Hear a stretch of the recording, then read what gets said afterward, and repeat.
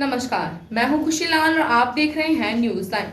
दिन भर की खबरों को जानने से पहले नजर डालते हैं आज की सुर्खियों पर।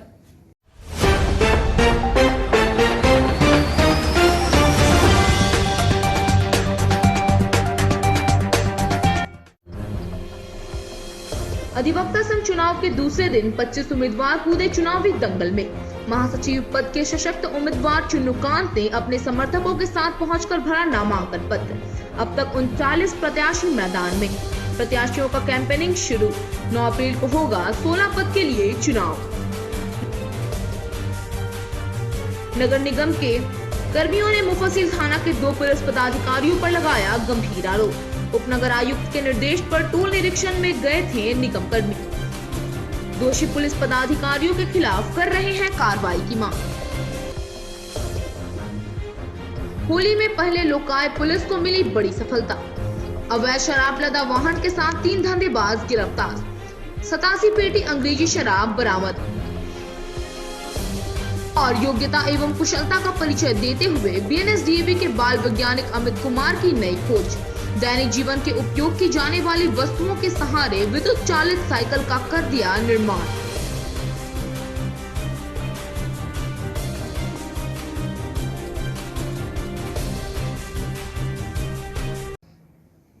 अब खबरें विस्तार से। जिला अधिवक्ता संघ के चुनाव को लेकर अधिवक्ताओं में उत्साह है। इस बार चुनाव को लेकर काफी गहमा-गहमी का माहौल बना हुआ है। 16 सदस्यीय कमेटी के लिए होने वाले चुनाव को लेकर अब 39 उम्मीदवार चुनावी दंगल में कूद चुके हैं। नामांकन के दिन महासचिव पद के सशक्त उम्मीदवार चुन्नूकांत ने अपने समर्थकों के साथ पहुंचकर नामांकन पत्र दाखिल किया। मौके पर मौजूद अधिवक्ताओं ने भी उन्हें फूल माला पहनाकर समर्थन किया। जिला अधिवक्ता संघ के 2 वर्षीय चुनाव को लेकर नामांकन के दूसरे दिन निवर्तमान महासचिव चुन्नूकांत समेत कुल 25 उम्मीदवारों ने नामांकन पत्र भरा। 16 सदस्यीय कमेटी के लिए होने वाले चुनाव को लेकर अब तक 39 उम्मीदवार चुनावी दंगल में कूद चुके हैं। शनिवार को नामांकन पत्र दाखिल करने का अंतिम दिन है। सोमवार को नॉमिनेशन फॉर्म जमा करने वालों में निवर्तमान महासचिव चुन्नूकांत, उमेश चंद्र त्रिवेदी और मितेश कुमार सराक ने महासचिव पद पर ताल ठोका है। वहीं उपाध्यक्ष पद के लिए एकमात्र बाल गोविंद साहू ने अपना पर्चा भरा। संयुक्त सचिव प्रशासन पद के लिए पंचानंद कुमार मुनि और संजय कुमार ने अपने समर्थकों के साथ नामांकन दाखिल किया। वहीं सचिव लाइब्रेरी के तरुण कुमार कंटी ने पर्चा दाखिल किया। कोषाध्यक्ष और सह कोषाध्यक्ष के लिए एक महिला उम्मीदवार समेत कुल 6 लोगों ने उम्मीदवारी पेश की है। बताया जाता है कि बार एसोसिएशन चुनाव में सर्वाधिक पद कार्यकारिणी सदस्यों के लिए रखा गया है। 16 सदस्यीय कमेटी में 9 कार्यकारिणी सदस्य का चुना जाना है। दूसरे दिन सभी पदों के लिए कुल 25 लोगों ने पर्चा दाखिल किया। नामांकन दाखिल करने के बाद महासचिव पद के सशक्त उम्मीदवार चुन्नूकांत ने अपने समर्थकों के साथ कैंपेनिंग शुरू कर दी। पत्रकारों से बात करते हुए निवर्तमान महासचिव चुन्नूकांत ने कहा कि विकास और सम्मान चुनावी मुद्दा है। अधिवक्ताओं के सम्मान के लिए जीवन भर संघर्ष करना पड़ेगा तो करेंगे। साथ ही अधिवक्ताओं के हित में समुचित कैंपस का विकास हो, यही सपना है और इसी सपने को लेकर तीसरी बार महासचिव पद के लिए चुनावी मैदान में है।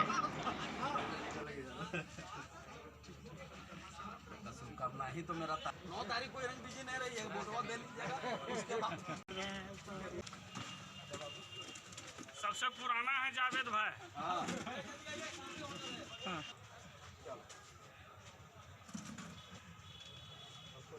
पद पर हम यहाँ नामांकन किए हैं और ये 2 टर्म के बाद ये तीसरा टर्म है जब इस पद के लिए हम यहाँ अपना नामांकन किए हैं अपने साथियों के साथ। क्या क्या मुद्दा इस बार रहेगा आपका? मेरा मुद्दा सीधा सीधी है विकास और सम्मान का, अधिवक्ताओं के सम्मान के लिए और इस पूरे कैंपस के विकास के लिए। यही मेरा 2 मात्र मुद्दा है। इस मुद्दे की लड़ाई को लेकर के हमने यहाँ अपना कदम रखा था और आजीवन जब तक हम एक अधिवक्ता के रूप में काम करेंगे, अधिवक्ताओं के सम्मान के लिए और उनके विकास के लिए, अधिवक्ता लिपि के विकास के लिए हमारा एकमात्र लक्ष्य है कि सभी का सम्मान, सभी का विकास।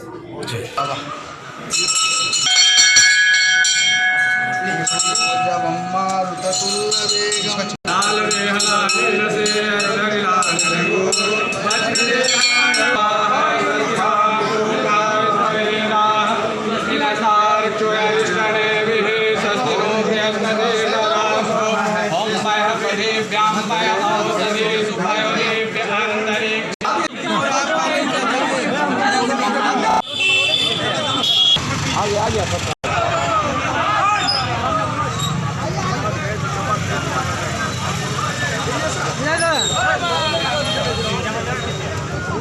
एक माला तुम मेरे तरफ से मानो, आ जाओ।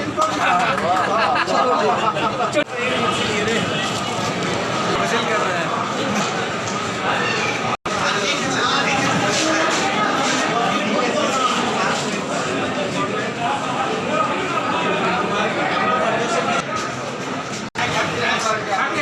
देखिए हाँ नहीं चलो 9 को सबको एकदम डाल करके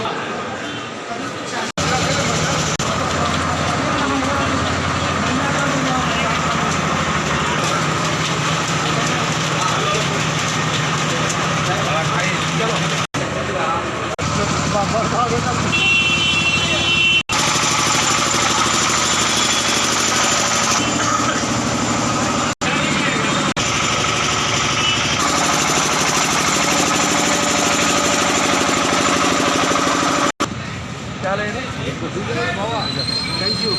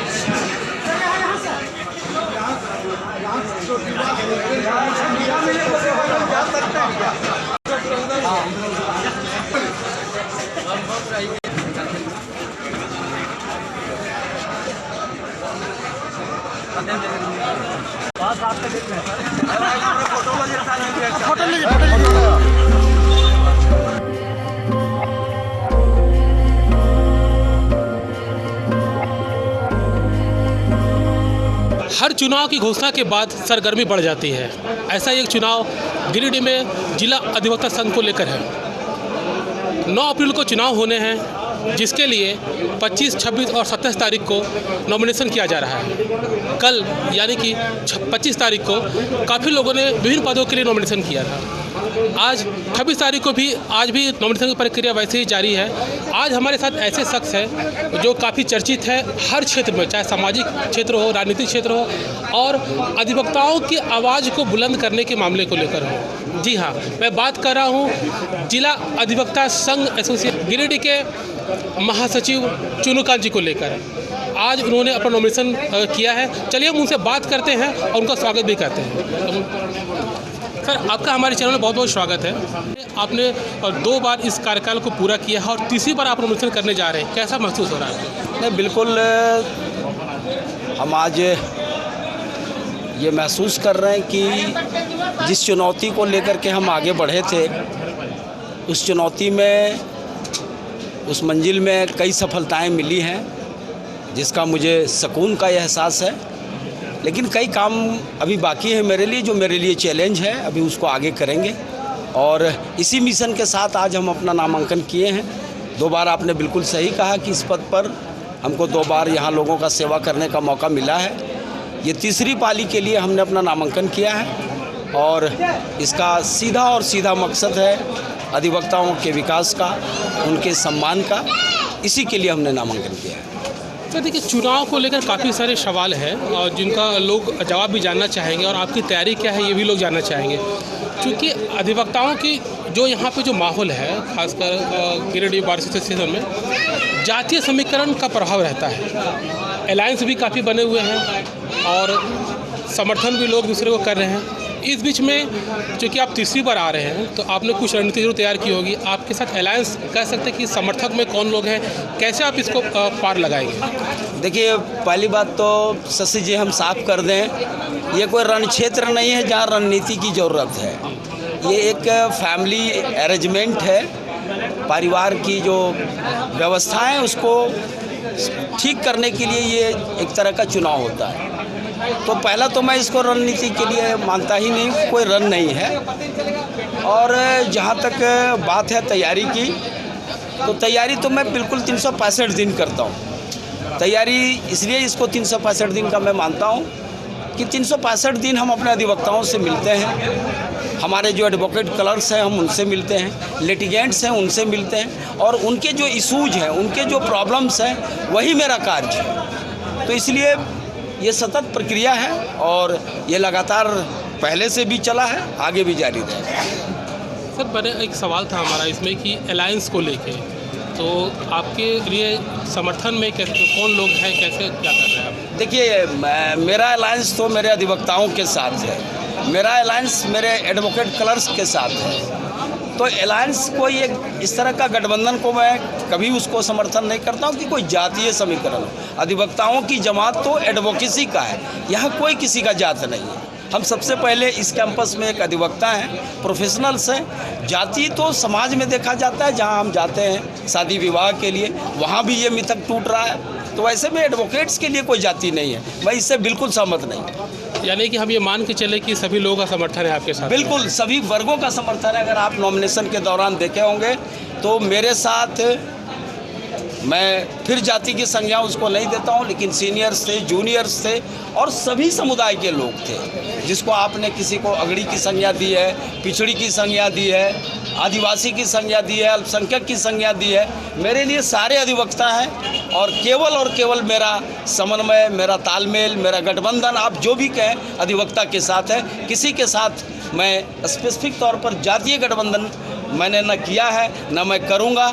फिर मैं साफ करूँगा कि मेरा गठबंधन अधिवक्ता के साथ है। चलिए, बहुत अच्छा आपने बताया। सर, एक चीज़ जानना चाहूँगा और लोग भी जानना चाहेंगे, 4 साल बीत गए आपके कार्यकाल को लेकर, 4 साल बीत गए, आप तीसरी बार आप आए हैं और इस बीच जो उपलब्धियां हैं, लोग कहते हैं कि बहुत अच्छा काम हुआ। और हमने देखा अभी देखा भी हमने कि काफ़ी सेट्स वगैरह बने हैं, पानी की भी सुविधा है। तो आप ये बताएं कि क्या विकास जो आपने किया है ये 4 सालों में, मुद्दा क्या रहेगा? क्या विकास ही मुद्दा है? बिल्कुल, ये मुद्दा तो विकास ही मुद्दा रहेगा। और आपने जो बात कही है, मैं उसमें थोड़ी सी बात और जोड़ देना चाहता हूँ। हमने आपको आगे भी कहा कि मेरा मुद्दा विकास और सम्मान है। आप अगर स्मरण करेंगे तो जहाँ अभी हम नॉमिनेशन के लिए शुरू किए थे, उस स्थान पर खुले में अधिवक्ता बैठते थे और कई बार उनको प्रशासनिक अधिकारी उनको वहाँ से खदेड़ते थे, भगाते थे। कोई प्लास्टिक लगा करके, कोई तिरपाल लगा करके प्रैक्टिस कर रहा था।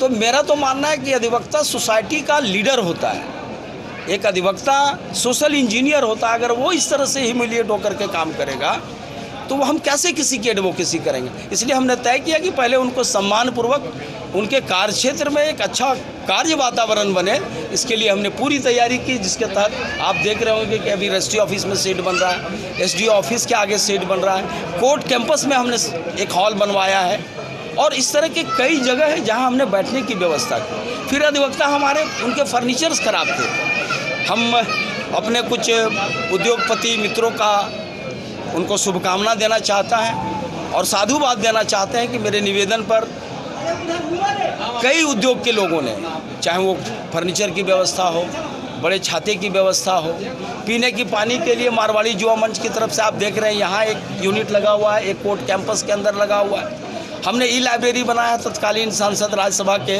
महेश पोद्दार जी, उन्होंने अपने सांसद निधि से पैसा दिया था, उससे हमने कराया। तो इस तरह के कई सारे विकास के कार्य हुए। अभी जो शेड है जहाँ लोग बैठते थे, धूप में काफ़ी गर्मी होती है, हमारे औद्योगिक घरानों के जो मित्र हैं, सामाजिक सरोकार से जो लोग तालमेल रखते हैं, अभी उन्होंने वहाँ 50 से अधिक पंखा लगवाया है, उसका इलेक्ट्रिफिकेशन करवाया है। तो ऐसे कई कार्य हैं जो हमने अपने प्रयास से उसको पूरा करवाया है और आगे भी ये काम हम कराएंगे। बिल्कुल आपने सही कहा, आपने विकास की जो अपनी लकीर जो खींची है और आपने जो बताया है, बिल्कुल वो दिखता भी है। सर, एक चीज़ है कि जो भी आप काम करते हैं, आपने चुनाव का नॉमिनेशन कराया है और उसी पद के लिए और लोगों भी ने नॉमिनेशन कराया है। आप जितने भी काम करते कहीं ना कहीं लोग चुनाव लड़ने के लिए आपकी कमियों को तराशते हैं कि कमी कहाँ रह गई। और इसको लेके और भी कुछ बातें जैसे आई है कोष को लेके कि धीरे धीरे कोष का जो मिल रहा है अधिवक्ताओं के कल्याण जो कोष होता है उसमें कहीं ना कहीं कमी आई है, ऐसा लोग बता रहे हैं। तो इसको आप किस तरीके से देखते हैं या इसको दुरुस्त करने के लिए आप क्या करना चाहिए? नहीं, देखिए, मेरा परिवार बढ़ा है, कमी आई है ये मैं नहीं कहता हूँ। और कमियाँ तो जीवन में सफलता का सीढ़ी है। जब आदमी के भीतर चैलेंज नहीं होगा तो फिर वो आगे उसको अवसर के रूप में कैसे बदलेगा। हम इसको इस रूप में देखते हैं कि वो मेरे लिए एक अवसर है। हमारा परिवार बड़ा, जब एसोसिएशन में हम आए थे उस समय अधिवक्ताओं की संख्या 600 के आसपास थी, आज हम 1000 के आसपास है। तो इन 4 सालों में जो 400 हमारा परिवार बढ़ा तो निश्चित रूप से जो चीज़ें हैं वो उनकी आवश्यकता बढ़ी है, तो उसके लिए हम प्रयास कर रहे हैं। कोष की बात आप कह रहे हैं, ये बात अक्सर हाँ लोग उठाते हैं। मैं आपके माध्यम से उन लोगों को बताना चाहता हूँ कि सरकार ने हमारा आमदनी का जरिया क्या था। हमारा आमदनी का जरिया था, हम वकालतनामा बेचते हैं, हम पैरवी फॉर्म बेचते हैं, हम एफिडेविट का फॉर्म बेचते हैं। तो हमारा आमदनी का एक सबसे बड़ा आधार था एफिडेविट का फॉर्म। और सरकार ने भी एक आदेश के तहत बहुत सारे एफिडेविट की जो व्यवस्था थी उसको ख़त्म कर दिया। कहा कि अब स्वघोषित जो है सो शपथ पत्र दायर कर सकते हैं, एफिडेविट जरूरी नहीं है। तो हमारे आमदनी का 30% जो रेवेन्यू था वो वहीं ख़त्म हो गया। उसके बाद हमारी आबादी बढ़ी। तो ऐसे में जो फंड है, आप ये हमारे लिए भी बड़ी तकलीफ़ की बात है और हमारे लिए ये संकट का भी काल रहा है। ये पिछला साल जिसको वैश्विक संकट के रूप में पूरा दुनिया देखा, हमारे 2 साल में 24 अधिवक्ताओं का निधन हुआ है, 24 लोग मरे। हमको उनको भी उनके लिए कुछ कल्याण की निधि है जो देना पड़ता है। तो एक हम लोगों के ऊपर अतिरिक्त भार आया, उसके वजह से भी कुछ फंड्स कमी हुए। एफिडेविट नहीं बंद होना, कम होना, कुछ ऐसे लोग हैं जो उसका उपयोग नहीं करते। हम लोग लगातार उन पर निगरानी भी कर रहे हैं, लेकिन वो अधिवक्ता हैं, उनको स्वयं आत्मचिंतन करना पड़ेगा कि ये तो मेरा परिवार इसी से चलता है। अगर हम इसमें एफिडेविट फॉर्म नहीं लगाएंगे, हम हाजिरी नहीं लगाएंगे, तो हमारे कुछ लोग हैं जो इससे परहेज करते हैं। हम आपके माध्यम से भी उनसे निवेदन करना चाहेंगे कि आप अपने लिए सोचिए, अपने परिवार के लिए सोचिए। तो उसके वजह से थोड़ी व्यवस्था जो है उसमें पैसे की ज़रूरत है और हम उसको ठीक करेंगे, वो ठीक होगा। चलिए, बहुत अच्छा है। चूँकि ये खासकर जो आपने बताया कि आबादी बढ़ी है, इसमें युवा अधिवक्ता की संख्या काफ़ी बढ़ी है और अच्छा भी लगता है। चुनाव की ज़रूरत क्यों पड़ती है? चुनाव की ज़रूरत इसलिए पड़ती है कि जो बार का मतलब क्या कि बार और बेंच के बीच एक अच्छा रिलेशन बना रहे। जो अधिवक्ताओं की परेशानी हो बेंच के माध्यम तक आप लोग पहुंचाते हैं अपने माध्यम से। और साथ ही हमने देखा है और ये दिखता भी है कि जो काम आप करना चाह रहे हैं, जो आप काम करते विकास की जो आप बात कर रहे हैं, जो आपने पहले जिक्र भी किया था कि प्रशासन के माध्यम से, बेंच के माध्यम से या जो भी आपके कंसर्न के जो उद्योगपति हैं जो इस क्षेत्र में अपना जो भी सहयोग करना चाहते हैं उस माध्यम से आप उनके सहयोग से लेके काम को आगे बढ़ा रहे हैं। ये निश्चित रूप से कहीं ना कहीं चीज़ आगे बढ़ी है। और एक ट्रेंड, चूँकि हम लोग पहले जो देखते थे गिरिडीह जो कोर्ट का परिसर था या यहाँ का जो माहौल था एक अलग तरह का माहौल था, लेकिन ये 3-4 सालों में ट्रेंड बढ़ा है और निश्चित रूप से जो इसका नेतृत्व करता है उनको तो इसका श्रेय जाता ही जाता है। अभी हमारा आखिरी सवाल है, चूँकि 9 तारीख को चुनाव होने हैं, सभी लोग नॉमिनेशन कर रहे हैं और कल लास्ट नॉमिनेशन है। चुनाव को लेके आप किस तरीके से, चूँकि अभी आपने नॉमिनेशन कराया है, इसके बाद आप क्या करना चाहेंगे कि आगे की क्या रहेगी आपकी प्लान? नहीं, हम तो आपको जिस बात की चर्चा कर रहे थे उसको हम थोड़ा सा आगे ले जाना चाहते हैं, क्योंकि आपका सवाल था कि जो फंड्स हैं उसके कमी दिख रही है। कमी सबसे तो मैं सहमत नहीं हूँ। मैंने कहा कि व्यवस्था को थोड़ा और ठीक करना है। हम जिस दिन जनरल बॉडी की मीटिंग में हमने अपनी जो भावी योजना है, अगर हमारे तमाम अधिवक्ताओं का स्नेह और आशीर्वाद हमको मिला तो हमारे मन में एक योजना है जहां आप बैठे हुए हैं, ये हम इसको गिरिडीह का नरीमन पॉइंट्स बोलते हैं। ये मेरा पर्सनल प्रॉपर्टी है हमारे एसोसिएशंस का। जितनी बड़े भूखंड में हमारा ये बिल्डिंग है, प्राइवेट प्रॉपर्टी इस आसपास में किसी के पास नहीं। हमने योजना बनाई है कि यहाँ पर हम 5 तल्ला इसको विकसित करेंगे। एक आइडियल, हम मॉल तो इसको नहीं कर सकते हैं, लेकिन एक ऐसा यूनिट बनाएंगे जहां अधिवक्ताओं को बैठने के लिए, और महीने में करीब 20 से 25 लाख रुपया हम इसके रेंट के माध्यम से हम एसोसिएशन को लाने की योजना करेंगे। अंडरग्राउंड पार्किंग करेंगे और 5 तल्ला, चूँकि अब ये नगर निगम में बदल गया है, हम 5 तल्ला इसको विकसित करेंगे, जिसमें 2 फ्लोर, ये 28,000 स्क्वायर फीट का जगह है, जहां हम 2 फ्लोर हम अपने अधिवक्ताओं के बैठने के लिए रखेंगे। बाकी 3 फ्लोर हम पूरी तरह से इसको कमर्शियल के लिए यूज करेंगे, रेंट पे देंगे और अधिवक्ताओं के कल्याण के लिए हम उस पर काम करेंगे। और अगर इस पर हम सक्सेस हो जाते हैं, जो हमारी योजना है, लोगों का सहयोग हमको मिला अगर, तो जो मेरी सोच है, जो मेरी स्कीम है कि हम इसको विकसित करके अगले कुछ वर्षों में इसको एक अनूठा और नायाब स्थान के रूप में न केवल विकसित करेंगे, बल्कि ये झारखंड का गौरव होगा। यही मेरी मिशन है और ये मेरे लिए चैलेंज भी है और अवसर भी है। हम इस पर काम कर रहे हैं, आगे इसको हम मजबूती के साथ आगे ले जाएंगे। मेरा भरोसा है कि मेरे साथियों का, मेरे सीनियर्स का, खास करके हमारे जो युवा साथी हैं, उनका सहयोग हमको मिलता रहा है, मिला है वर्तमान में भी, और आगे भी उनका आशीर्वाद हमको मिलेगा, ये हमको दृढ़ विश्वास है।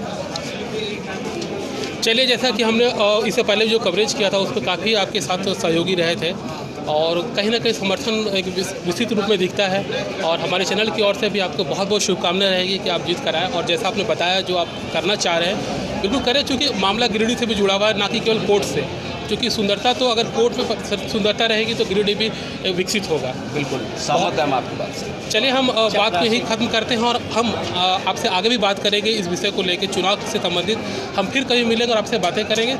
अभी के लिए बहुत बहुत शुभकामनाएं। बहुत धन्यवाद आपको। चपरासी के लिए बोलिए सर, चपरासी के लिए।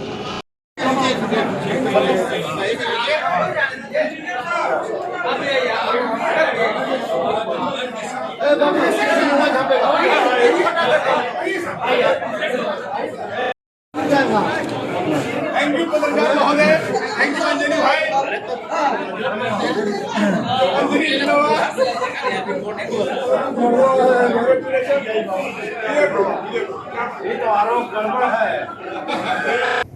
गिरिडीह नगर निगम के कर्मियों ने मुफस्सिल थाना के 2 पुलिस पदाधिकारियों पर मारपीट और गाली गलौज करने का आरोप लगाया है। सभी कर्मी सरकारी कार्य में लगे हुए थे, तभी पुलिस पदाधिकारियों ने निगम कर्मियों से बदसलूकी की है।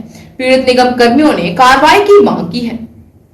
गिरिडीह नगर निगम के कर्मियों ने मुफस्सिल थाना के 2 पुलिस पदाधिकारियों पर गंभीर आरोप लगाया है।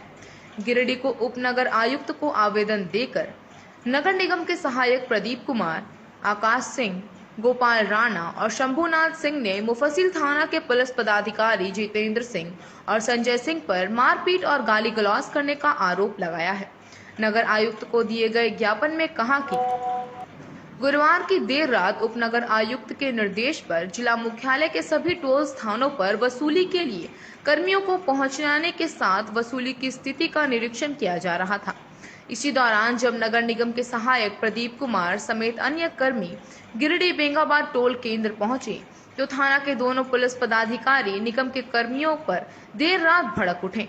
इस दौरान एसआई जितेंद्र सिंह और संजय सिंह ने निगम के कर्मियों के साथ गाली गलौज करना शुरू कर दिया। जब दोनों पदाधिकारियों से गाली गलौज करने का कारण पूछा गया, तो दोनों निगम के कर्मियों के साथ मारपीट करने का प्रयास किए। इस दौरान निगम के कर्मियों ने कहा कि वे उपनगर आयुक्त के निर्देश पर सरकारी काम निपटाने जा रहे हैं। इसके बाद एसआई जितेंद्र सिंह ने निगम के कर्मियों को धमकी देते हुए कहा कि वे नगर आयुक्त को नहीं जानते हैं। निगम के सारे कर्मियों को टोल से जाने की धमकी देते हुए दोनों पुलिस पदाधिकारियों ने अपशब्द कहना शुरू कर दिया। पीड़ित निगम कर्मियों ने मामले की सूचना निगम से जुड़े तमाम कर्मचारी संघ को दी है और कार्रवाई की मांग की है।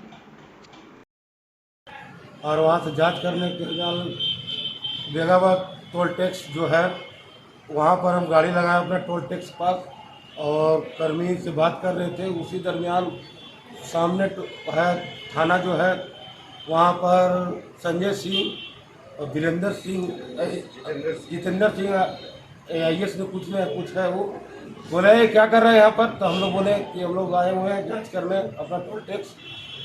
तो लोग नगर निगम कर्मी हम लोग हैं, बोले नगर निगम कर्मी उड़ो यहाँ से, कुछ नहीं यार जोड़ो उड़ो। तब फिर वीआईपी है क्या, तब फिर हम लोग बोले चिट्ठी दिखाएं कि देखिए हम लोग को इतना इतना आदमी डिपोर्ट किया गया, हम लोग को जांच में हम लोग रात भर अभी हम लोग नोटिस करेंगे सभी टोल टैक्स जितना है। उसका बाद भी चिट्ठी दे, चिट्ठी उट्ठी कोई जब भागोगे ना तो मार के गोड़ तोड़ देंगे। दोनों को, दोनों संजय सिंह और वीरेंद्र जो दोनों वही बात बोले, गोली मार देंगे। उड़ता है तुम लोग। हम लोग का गाड़ी भी था, नगर निगम कर्मी का गाड़ी भी था। उसका बाद भी कुछ तो दिखाते रहे चिट्ठी, बोला भागता है, मार लगा के गाड़ी बके हूँ।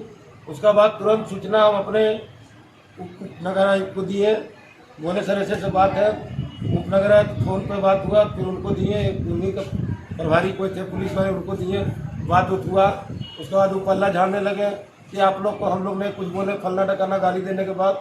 उसके बाद फिर एक आदमी और एक पुलिस थे, उनको हम लोग बोले कि आप भी गाली दे रहे थे, तो बोले कि हम गाली नहीं दिए, तो हम जा रहे सूचना देंगे एसपी साहब को, डीसी साहब को। बोले जहाँ जाना है जाइए, जो कबाड़ना है कबाड़ लीजिए। तो पहले से क्या हुआ, क्या कारण आपको कुछ बोला?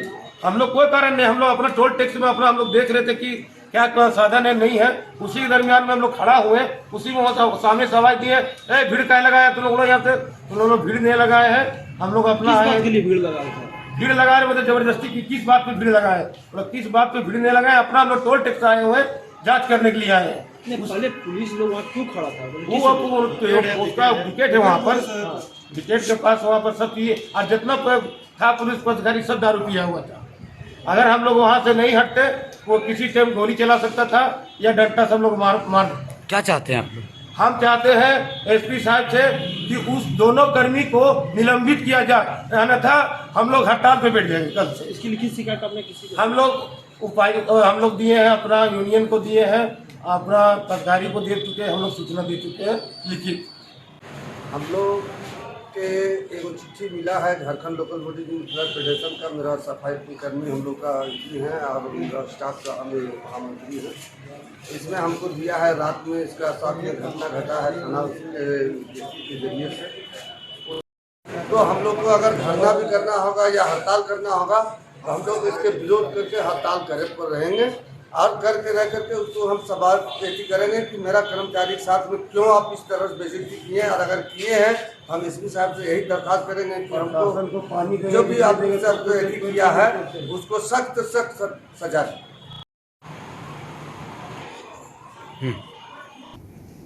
बीएनएसडीएवी के बाल वैज्ञानिक अमित कुमार ने योग्यता एवं कुशलता का परिचय देते हुए नई खोज की है। अमित ने सामान्य दैनिक जीवन में उपयोग किए जाने वाले वस्तुओं के सहारे विद्युत चालित साइकिल का निर्माण किया है। अमित की नई खोज से स्कूल के प्राचार्य और शिक्षक ने बधाई दी है। सिरसिया स्थित बीएनएसडीएवी पब्लिक स्कूल परिसर में स्थित अटल टिंकरिंग लैब के बाल वैज्ञानिक अमित कुमार साहू ने विद्युत चालित साइकिल का निर्माण कर अपनी योग्यता एवं कुशलता को सिद्ध किया है। यह साइकिल सामान्य दैनिक जीवन में उपयोग किए जाने वाली वस्तुओं के सहारे जैसे मोटर, बैटरी और एक्सेलरेटर के सहयोग से बनाई गई है। खास बात यह है कि एक बार फुल बैटरी चार्ज कर देने के बाद यह 50 किलोमीटर की दूरी तय करती है। साइकिल पर स्कूटी की सवारी का आनंद देती है। यह पर्यावरण की दृष्टि से प्रदूषण रहित गैजेट है। इसे कम लागत में आसानी से तैयार भी किया जा सकता है। अमित कुमार साहू ने बताया कि इस गैजेट को बनाने में उनके माता पिता, अटल टिंकरिंग लैब एवं विद्यालय के शिक्षकों ने समय समय पर उनका मार्गदर्शन किया। डीएवी पब्लिक स्कूल के क्षेत्रीय निदेशक सह प्राचार्य डॉक्टर पी हाजरा ने कहा कि गिरिडीह में प्रतिभाओं की कमी नहीं है। यदि उन्हें अवसर प्रदान कर उचित मार्गदर्शन दिया जाए तो वह ज्ञान और विज्ञान और अनुसंधान के क्षेत्र में विश्व समुदाय में अपना लोहा मनवा सकते हैं। डीएवी पब्लिक स्कूल के अटल टिंकरिंग लैब के सहयोग से इस दिशा में निरंतर प्रयासरत है और स्थानीय विभिन्न विद्यालयों को आमंत्रित करता है कि वे इस लैब का लाभ उठाएं। साथ ही उन्होंने बाल वैज्ञानिक अमित कुमार के उज्जवल भविष्य की कामना की और उनके माता पिता को ढेर सारी बधाइयां दी है। विद्यालय के सभी शिक्षक एवं शिक्षिकाओं ने बाल वैज्ञानिक अमित कुमार को बधाई दी और निरंतर आगे बढ़ने के लिए प्रेरित भी किया। मेरा नाम अमित है। मैं बीएनएसडीएवी पब्लिक स्कूल के क्लास 8D सेक्शन में पढ़ता हूँ। जब मैं स्कूल में ATL आता जाता था तब बहुत सारे टीचर मतलब समझाते थे, और जब मैं ATL जाता था तो सर बोलते थे कुछ नया बनाओ या फिर कुछ नया करो। तो मैंने एक इलेक्ट्रिक साइकिल बनाया। ये कैसे चलता है, थोड़ा सा इसका फंक्शन हमें समझाइए। मोटर लगाया है और ये बैटरी से चलता है। यहाँ पे इग्निशन है, ये एक्सीलेटर से चलता है, एक्सीलेट करने पे चलता है। और इसमें लाइट भी है, रात को भी चला सकते हैं। और इसमें हॉर्न भी है। इसमें आप ये पोल्यूशन बिल्कुल पोल्यूशन फ्री है। एवरेज ये कितना देती है? मान लीजिए एक बार बैटरी चार्ज करने के बाद यह कितने किलोमीटर तक चलती है? 50 किलोमीटर चलती है एक बार चार्ज करने पे। हमारे विद्यालय में अटल टिंकरिंग लैब है और यह लैब भारत सरकार के द्वारा वित्त प्रदत्त है। बस सबसे पहले 6000 CBSE विद्यालयों को आमंत्रित किया गया था, जिसमें 273 पूरे देश से चुने गए। झारखंड से 3 स्कूल और उसमें हमारा BNSDA 20 लाख रुपए भारत सरकार की ओर से दिया गया है और इससे ये विशाल लैब तैयार हुआ है। और यह लैब बाल वैज्ञानिक बनाता है। हमारे बच्चे नए नए खोज करते हैं और इसी खोज का यह नमूना है कि ये बच्चा अमित आनंद, इसने साइकिल को स्कूटी बनाया है और इसमें इसने बैटरी लगाई है, मोटर लगाया है और एक बार बैटरी चार्ज होने पर 50 किलोमीटर ये साइकिल बिना पैडल मारे चलती है।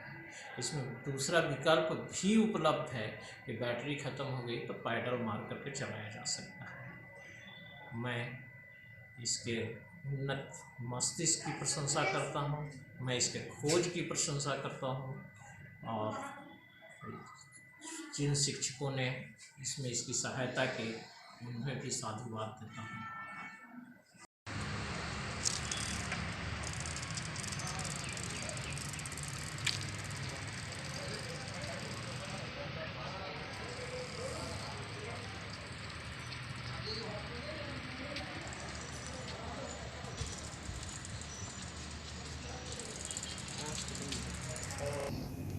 गांडी प्रखंड के बुदुड़ी उप स्वास्थ्य केंद्र में 3 माह में दूसरी बार सौंदर्यीकरण किए जाने का मामला तुल पकड़ लिया है। स्थानीय मुखिया ने आपत्ति दर्ज कराते हुए जिला प्रशासन से जांच की मांग की है। गांडी प्रखंड के बुदुड़ी पंचायत स्थित उप स्वास्थ्य केंद्र सौंदर्यीकरण मामले में मुखिया रूबी देवी ने आपत्ति जताई है। मुखिया रूबी देवी ने बताया कि 3 महीने पहले उपायुक्त के निर्देश पर 14वें वित्त से 5 लाख रुपए की लागत से उप स्वास्थ्य केंद्र का सौंदर्यीकरण हुआ है। सौंदर्यीकरण के तहत पुट्टी, रंग रोगन, पानी टंकी, फेवर ब्लॉक समेत खिड़की दरवाजे की मरम्मत व चार दीवारी में रंग रोगन का कार्य किया गया है। पर महज 3 महीने बाद टेंडर के माध्यम से उप स्वास्थ्य केंद्र का सौंदर्यीकरण महज सरकारी राशि का दुरुपयोग किया जा रहा है।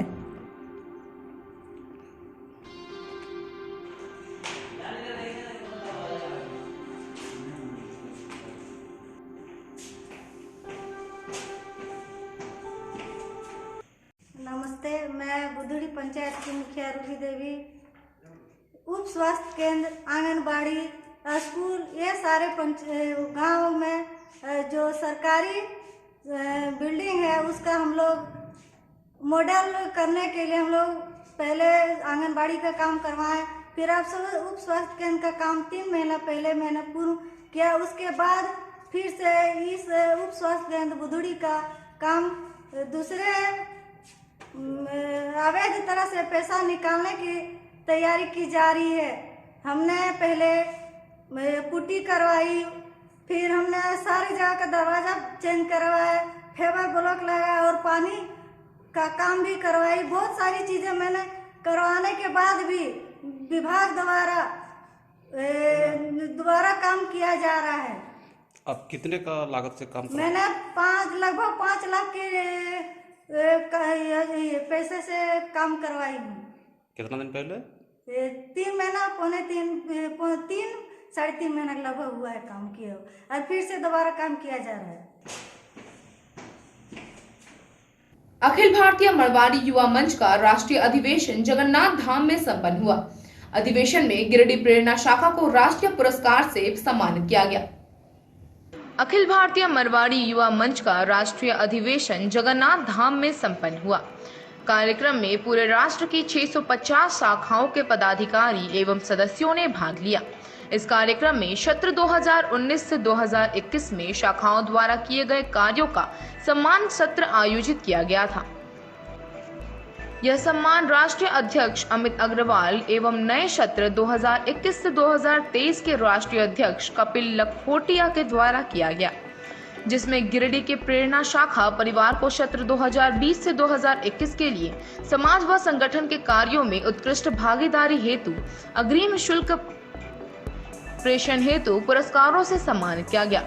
अधिवेशन में मौजूद राष्ट्रीय अध्यक्ष, राष्ट्रीय महामंत्री एवं राष्ट्र के अलग अलग कार्यों के संयोजक के साथ प्रांतीय अध्यक्ष, प्रांतीय महामंत्री, प्रांतीय मुख्यालय उपाध्यक्ष के द्वारा गिरिडीह प्रेरणा शाखा परिवार के सभी पदाधिकारियों एवं सदस्यों को बधाई दी गई। खुशी हो रही है कि हमारी प्रेरणा को राष्ट्रीय पुरस्कार मिला है, जो कि यहाँ पूरी धाम में राष्ट्रीय अधिवेशन आयोजित किया गया था 19-20-21 को। वहाँ पर हमारी प्रेरणा को अच्छे कार्य करने हेतु कोविड में और उसके 19-20 सत्र में भी जो इतने सारे काम हुए हैं, नारी चेतना के तहत, कोविड के तहत जो भी सारे काम हुए हैं समाज की जागरूकता के लिए, उसमें हम लोगों को पुरस्कार मिला है। तो इसलिए मैं बहुत ही इस चीज़ से खुश हूँ और आगे हम लोग को, हमारे सारे मेंबर्स को भी बहुत खुशी है और उनको ये प्रेरणा मिल रही है कि हम लोग को ऐसे ही आगे आने वाले सत्रों में भी हम लोग ऐसे अच्छा काम करेंगे और प्रेरणा को एक नई ऊंचाई तक पहुँचाएंगे।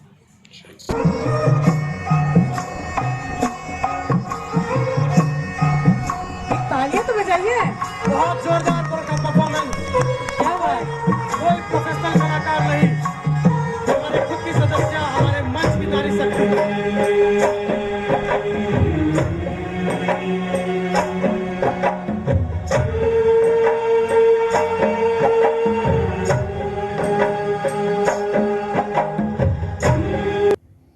बर्नवाल सेवा समिति के तत्वावधान में अहिबरन परिवार होली मिलन समारोह का आयोजन हुआ। मौके पर समाज से जुड़े कई लोगों ने हिस्सा लिया। बर्नवाल सेवा समिति के बैनर तले बर्नवाल सेवा सदन में अहिबरन परिवार में होली मिलन समारोह का आयोजन किया गया। मौके पर समाज के वयोवृद्ध सुखदेव लाल बर्नवाल एवं समिति के अध्यक्ष लखन लाल बर्नवाल ने संयुक्त रूप से महाराजा अहिबरन जी की प्रतिमा के समक्ष दीप जलाकर और गुलाल अर्पित कर कार्यक्रम का उद्घाटन किया।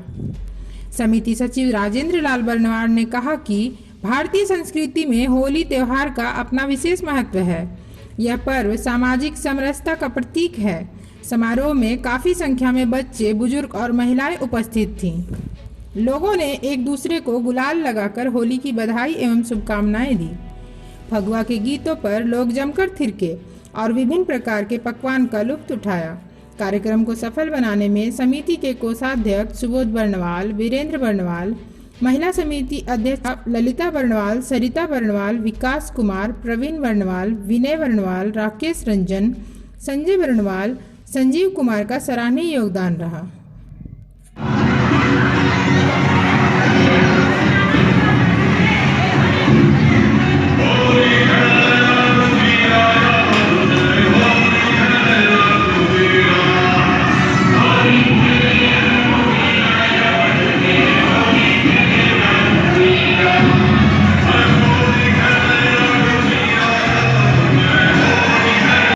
जिले भर में होली मिलन समारोह की धूम मची हुई है। विभिन्न सामाजिक संगठन द्वारा होली मिलन समारोह का आयोजन कर रहे हैं। इसी कड़ी में पचम्बा मोहरी महिला समिति ने भी होली मिलन समारोह का आयोजन किया। पचम्बा मोहरी महिला समिति के द्वारा वार्ड पार्षद पूनम देवी के आवासीय कार्यालय में होली मिलन समारोह का आयोजन किया गया। होली मिलन समारोह में मुख्य अतिथि के तौर पर महिला समिति प्रदेश उपाध्यक्ष बिहार की शालिनी बैसखियार उपस्थित थी। वहीं मौके पर वार्ड नंबर 1 की वार्ड पार्षद पूनम देवी, ममता देवी, पूनम भदानी सहित कई महिला उपस्थित थीं।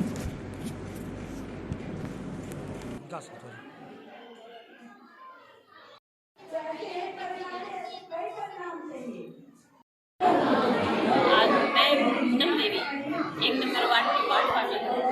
आज हमारे घर में होली मिलन समारोह रखा गया है। समाज की महिला समिति की सभी सदस्य आए हुए हैं।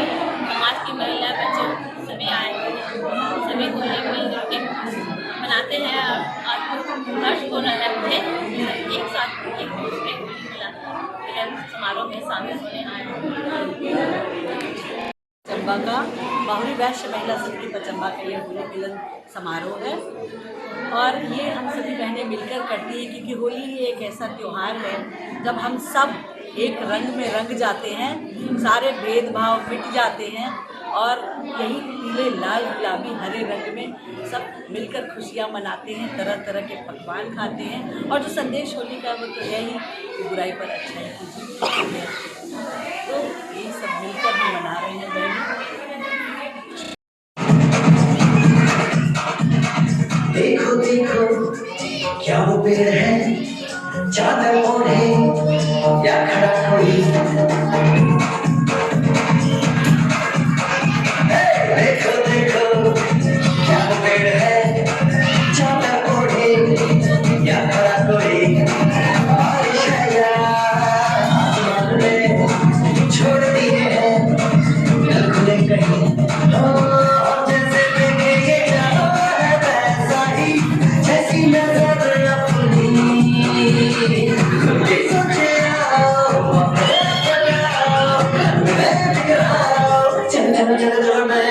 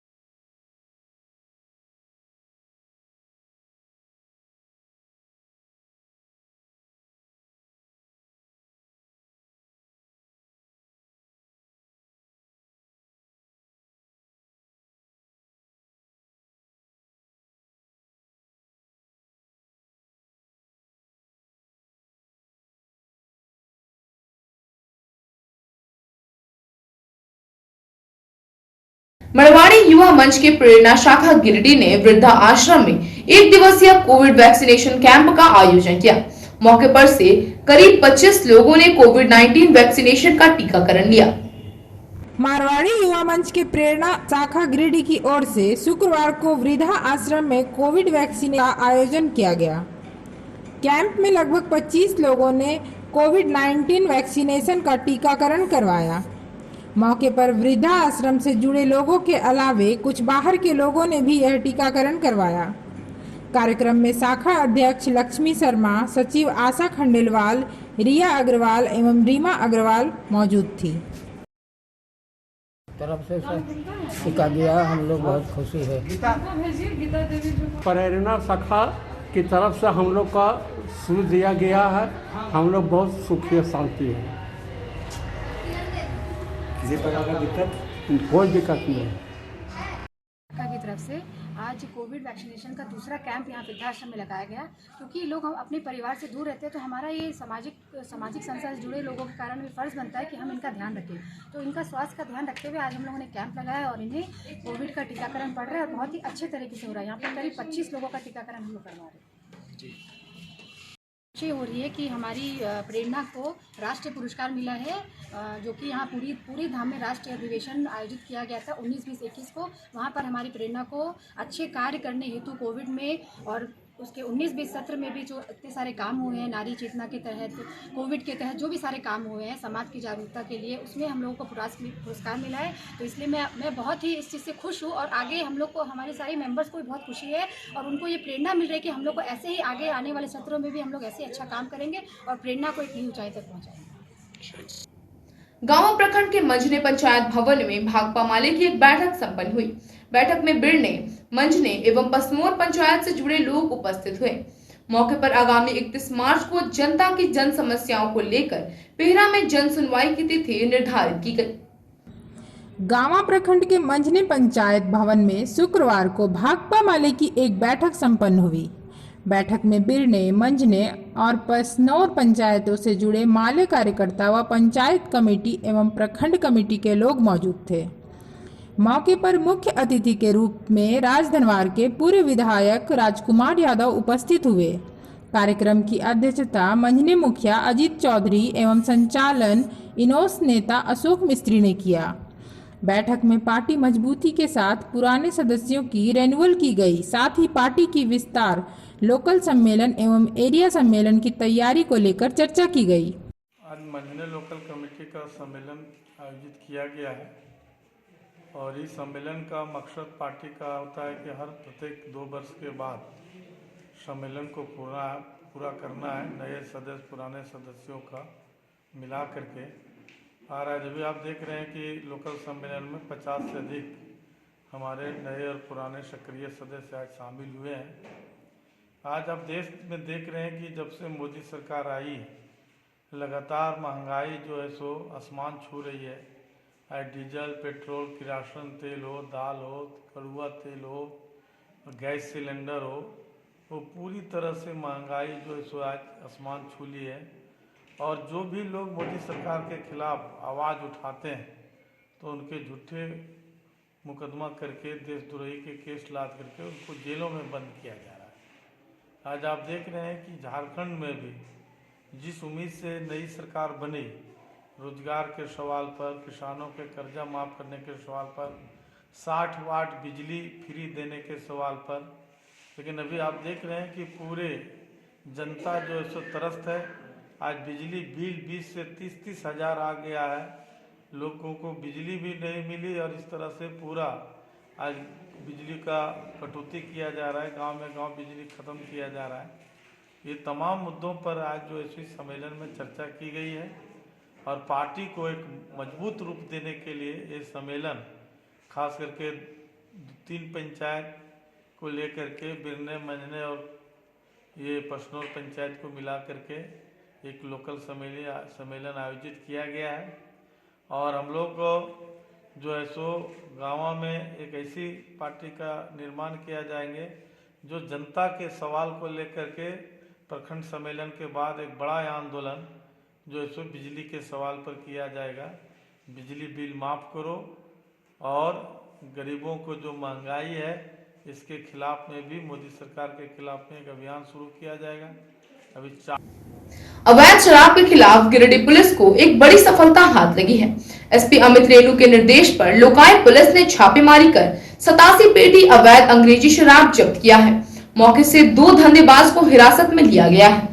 लोकायुक्त थाने के पुलिस ने अवैध तरीके से ले जाई जा रही अंग्रेजी शराब की खेप को जब्त करने में कामयाब हुई है। पुलिस टीम ने थाना प्रभारी के नेतृत्व में गुप्त सूचना के आधार पर महिंद्रा 407 वाहन में लदे 87 पेटी डिप्लोमेक्स डेनिस अंग्रेजी शराब जमनी जोर पुल के पास जब्त की। पुलिस ने मौके पर से वाहन चालक समेत 2 शराब कारोबारी को भी गिरफ्तार किया है। यह अवैध अंग्रेजी शराब की बड़ी खेप हजारीबाग से बिहार ले जाई जा रही थी। शराब लदे वाहन की निगरानी करते चले रहे 2 बाइक पर सवार इसमें संलिप्त युवक पुलिस पर नजर पड़ते ही वे फरार हो गए। पूछताछ के क्रम में वाहन चालक ने अपना नाम बसंत व साथी का नाम विकास बताया है। बताया जाता है कि पुलिस को सुबह ही उक्त शराब की खेप लोकायुक्त क्षेत्र होकर बिहार ले जाने की गुप्त जानकारी मिल गई थी। इसी सूचना पर पुलिस की टीम सुबह से ही इस खेप को पकड़ने के लिए जाल बिछा कर रखी थी। शराब लदा वाहन नगड़ी जमामो से होकर नयनपुर के मुख्य सड़क से झारखंड बिहार सीमा पर स्थित थान सिंगडी से बिहार खपाने जा रहा था। इसी बीच नयनपुर गांव के आगे जमनी जोर पुल के पास वाहन जांच के क्रम में उसे पकड़ा गया।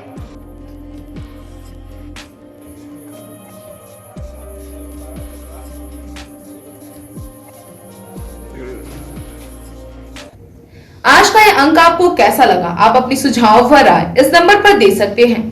साथ ही ताजा तरीन खबरों के लिए आप न्यूज लाइन के वेबसाइट, फेसबुक, ट्विटर, पोर्टल व इंस्टाग्राम को फॉलो कर सकते हैं। अब दीजिए पूरी टीम को इजाजत। नमस्कार।